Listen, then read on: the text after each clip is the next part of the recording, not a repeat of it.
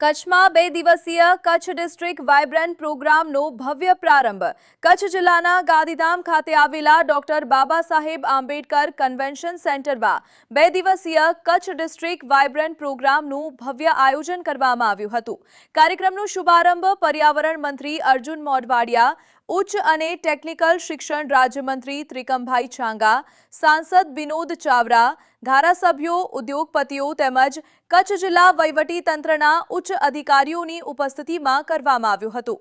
આ કાર્યક્રમમાં port, transportation અને લોજિસ્ટિક્સ, એગ્રો અને food processing, mineral processing, tourism અને કલ્ચર, હેન્ડીક્રાફ્ટ્સ તેમજ ગ્રીન એનર્જી જેવા ક્ષેત્રોને કેન્દ્રમાં રાખીને કચ્છના ઔદ્યોગિક વિકાસને નવી દિશા આપવા પ્રયાસ કરાયો હતો.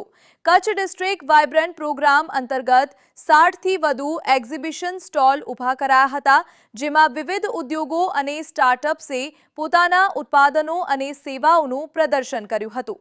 કાર્યક્રમ દરમિયાન MOU, બિઝનેસ ટુ બિઝનેસ તેમજ બિઝનેસ ટુ ગવર્નમેન્ટ બેઠકોથી કચ્છના સર્વાંગી વિકાસને નવી ગતિ મળશે તેવી આશા વ્યક્ત કરવામાં આવી હતી.